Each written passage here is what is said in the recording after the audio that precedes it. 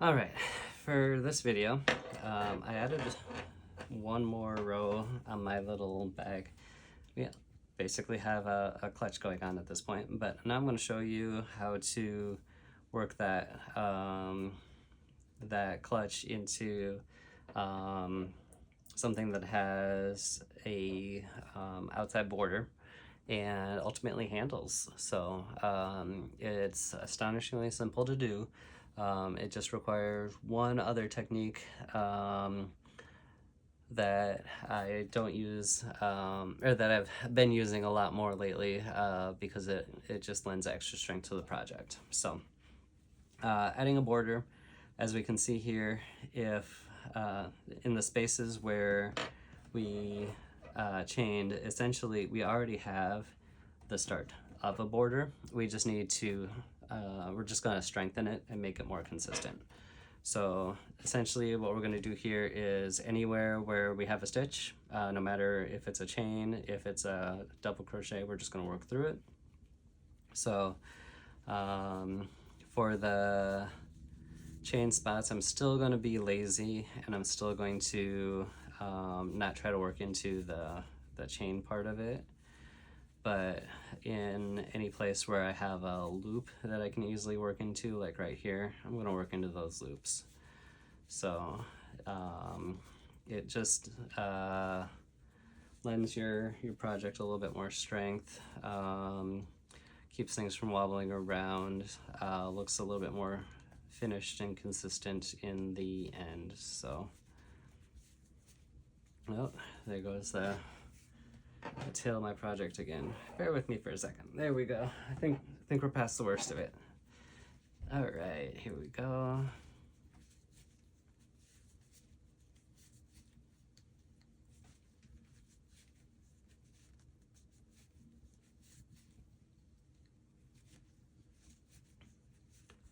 I think the way I'm working this right now, I will end up closing up the mouth of it just a little bit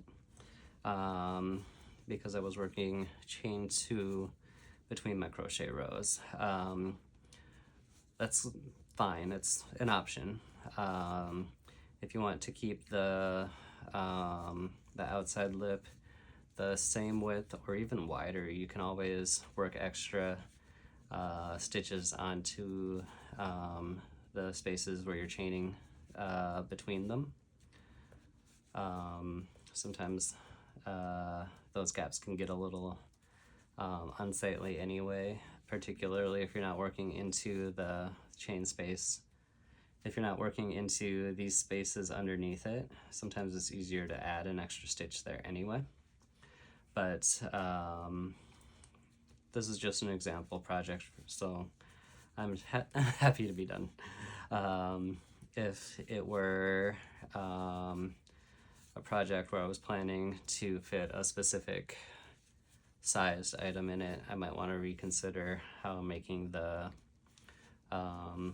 lip of my bag. But for the way I go shopping, the biggest thing I usually end up tossing in my bags is either a freezer pizza or a dozen and a half eggs. So with my projects, as long as I can get the bottom of it in, it's usually fine. But just be aware as you're working on your project, it might require a little bit more planning. Let's see, we're almost there.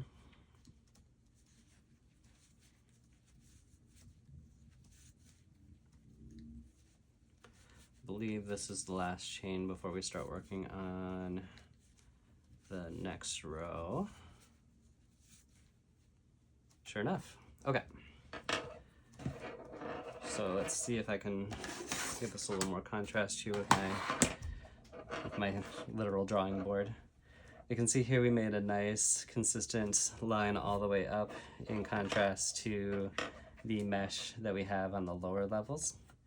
And now what we are going to look into is how to make handles. So let's take out my drawing pad. On a shopping bag, let's just give it a little fake dimension here.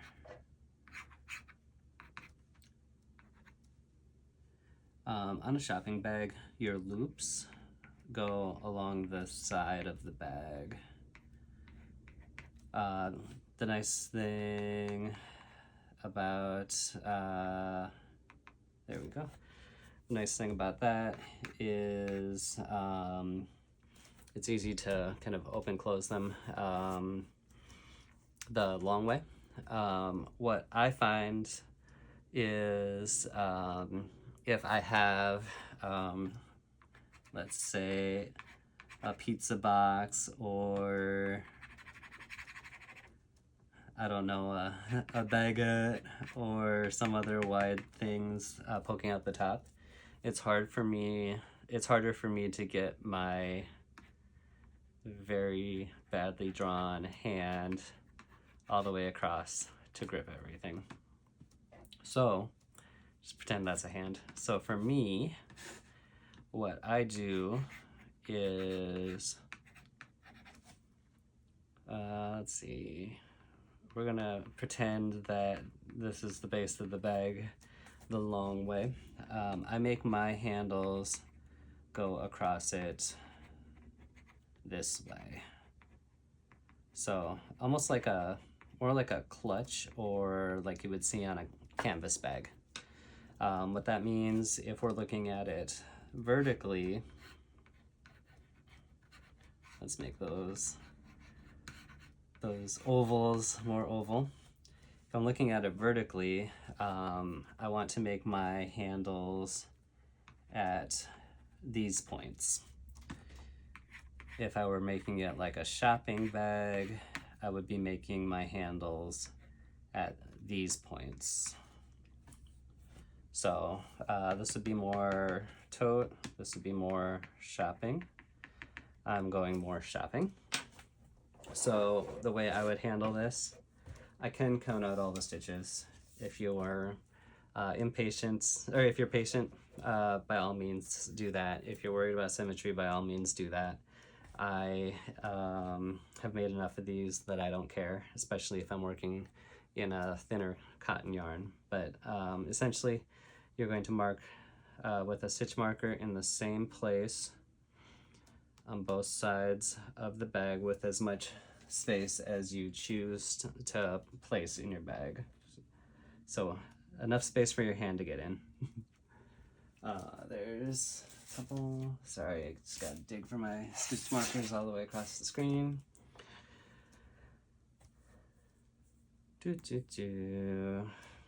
So this is going to be the space where we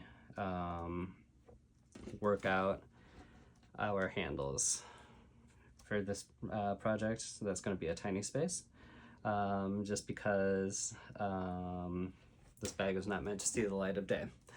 But you get the idea.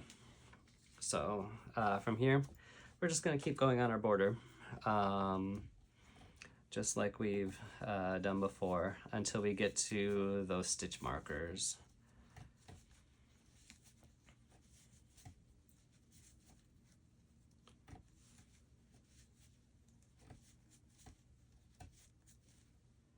One more. All right, now at this stitch marker, if I were to go into this space here, the same space that I've been crocheting, you're going to always have a tug. We can see that tug right here, and as time passes, it's gonna start to look a little bit unsavory.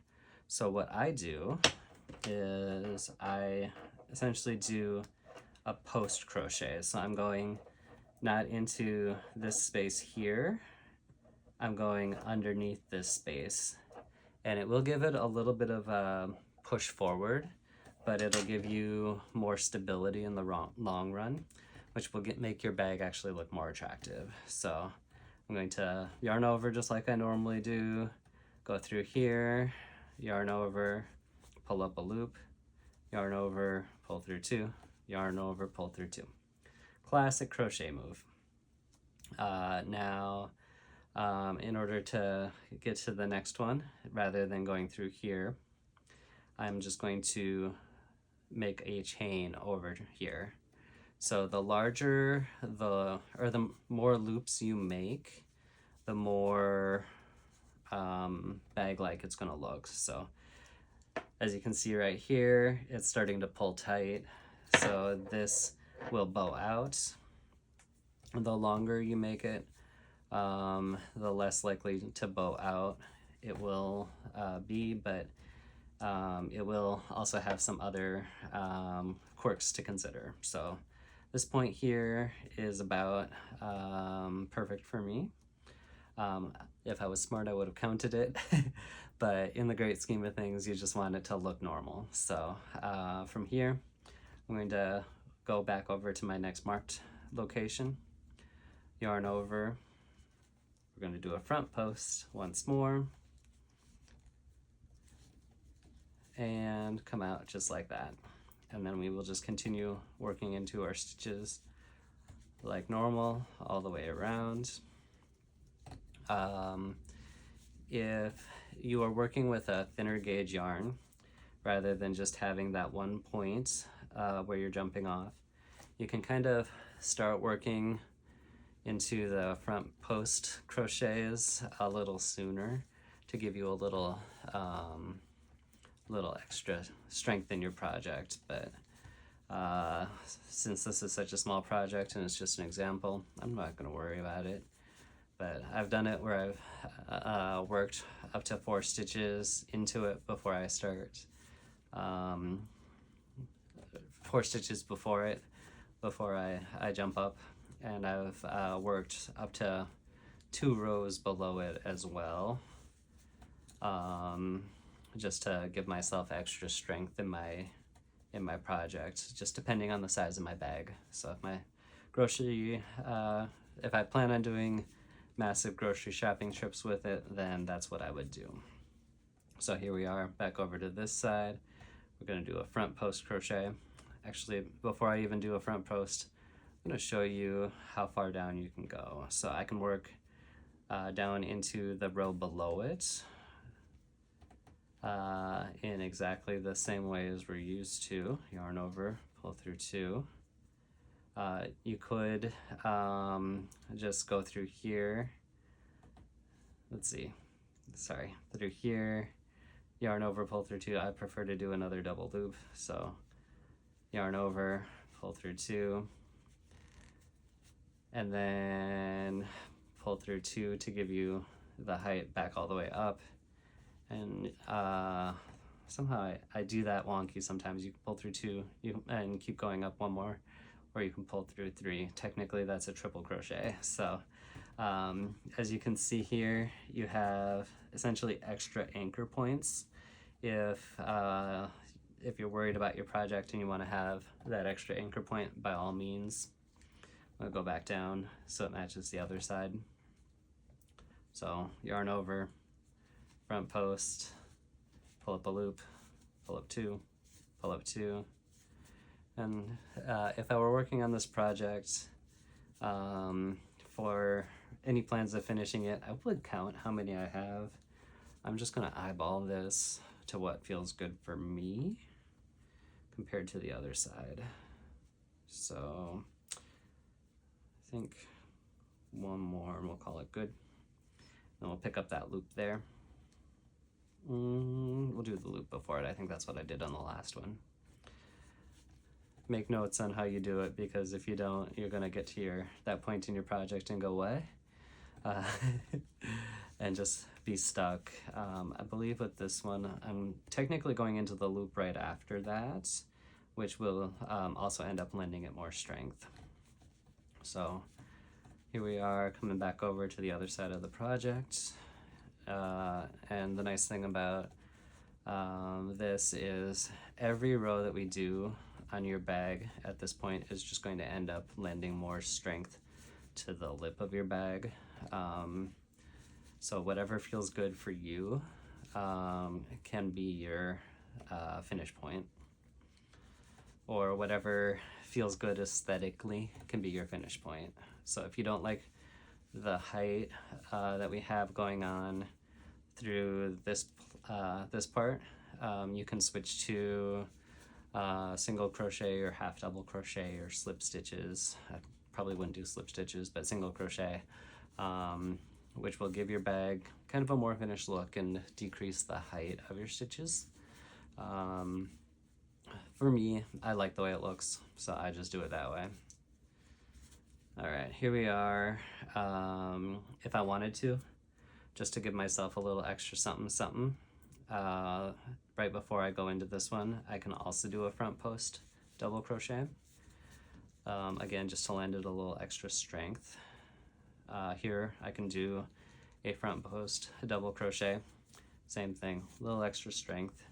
So we can see when we're pulling on the bag, it's not going anywhere. And then to give this less of a rope-like quality, especially on a thinner gauge yarn, we're just gonna go ahead and double crochet right on through.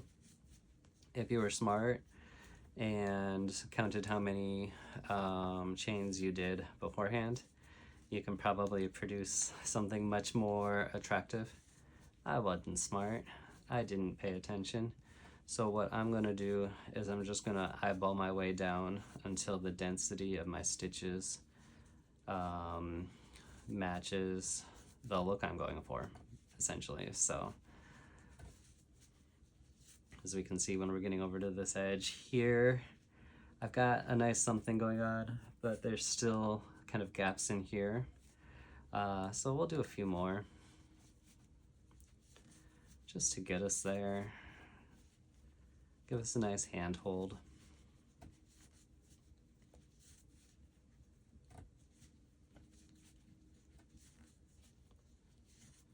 And then I feel like this is a good place. We'll go ahead and do a front post crochet here, front post crochet here, and that will essentially, for this project, make a nice finishing point. So we just have to finish the round. So front post double crochet there, front post double crochet here, and then we'll just keep working our way to the other side of the project. I guess since this is an example bag, let's just do some single crochets here so you can see what that looks like.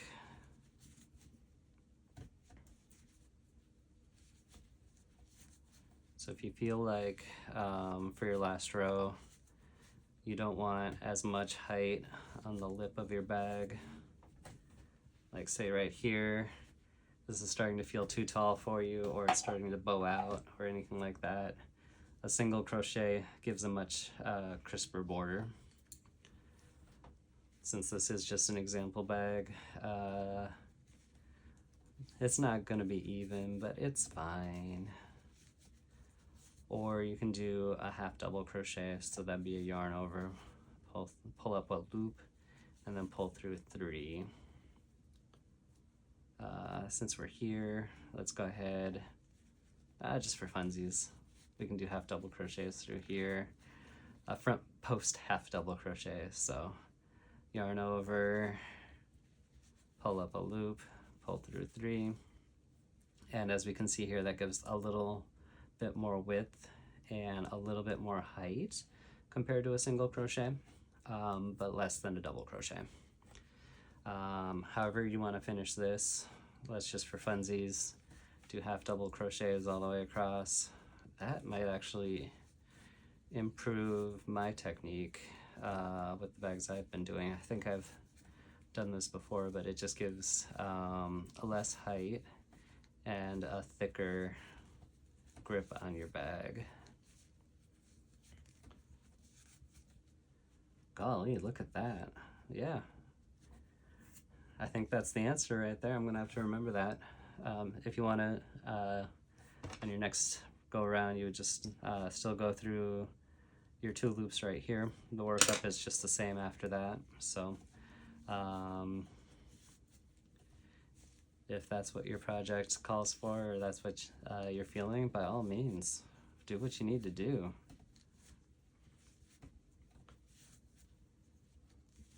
There's no wrong answers in crochet. It's just how it looks when it's done. So here we are all the way back over to the other side. Let's do a front post half double crochet here to match what we did on this side, and another one here. And then let's see if we can figure out where the end point is. I believe the end point is right about here. So for funsies, let's just go through and finish off with single crochets to land this airplane, and then we can look at it, talk about it, dissect. Whoa, what'd I do here? I think I was trying to half double crochet after single crocheting.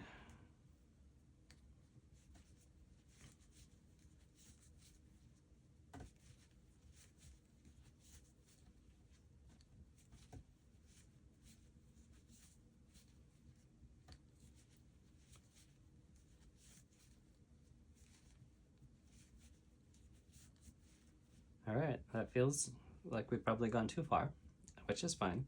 Once you find a good point to jump off, by all means jump off. And to finish off a project like this, it's just a single slip stitch. So you would insert it in whatever space, yarn over, pull your loop through. If I did not plan on reusing this yarn, I would snip it through here and then pull it through, and then that would pull tight. So let me grab a ball of yarn here just to use as an example or a spacer, so we can get a little bit more contrast and see what we got going on. Ain't it a gorgeous little something? So as we can see here, this was our double crochet handle, nice and tight. Because we worked into the space down below, we don't have major gaps showing through when the bag is under tension. We like that. Over on this side, we did the half double crochet. So compare it to this side, which has almost a little bit more of a rainbow look. This side is a much tighter look. Because we did the front post crochets on the inside, it does want to curl under. If you don't like that, just turn your bag inside out, honestly. There's no reason why you can't. Let's just do that, for example. So then our front post double crochets here become a little bit more of a standout feature in our bag. And then through here we have our mesh. So let's just, for funsies, see if I can fit a second ball of yarn in here so you can see how much it stretches. This is not normally something that I would do, but just so you can get an idea. Oh, who am I kidding? I pretty much do this every single time. I have many tiny bags that I take with me to the yarn store. So we can see here a pretty good example of what it will do under tension. And honestly, it just gets more beautiful. So we have these double crochets here, which because we did not work into the loop, can move as much as they need to. Here we go, almost making like a brick-like stitch. The base, because we kept it open, is able to flare out as well. This is my half double crochet side. When it's under tension, it holds the handle nicely. If you wanted to, through here, you could always work your way back down into here, or make slip stitches through this part. Since you won't be working back into them, slip stitches repeated through here would give you a nice crisp edge. It just requires a little more planning, which I never do, But if you don't like how unfinished this edge is, do slip stitches through here. So slip stitches are, let's see, pull up a loop like that. Literally just pulling through, making a chain, except you would be doing it through here as well. So you just incorporate both pieces in there. Over on this side, okay, cool. Over on this side, we have our somewhat thicker double crochet. If you want even more handle, like if you're working with a smaller gauge yarn, by all means, you can keep going on your rows. The nice thing about this, for anybody who has watched all the videos start to finish, is this is one strand of yarn start to finish. You cannot find that in machine-made products by any means, and if you do, they're a knit rather than a crochet. So this will have more strength than anything that you will find commercially, and you can use whatever materials make sense for you. There's no reason why you could not make a mesh bag made out of wire. I'd wear gloves, but like the sky is the limit as far as process goes. So that's everything that you need to know for making a simple mesh bag, and I will see you in the next video.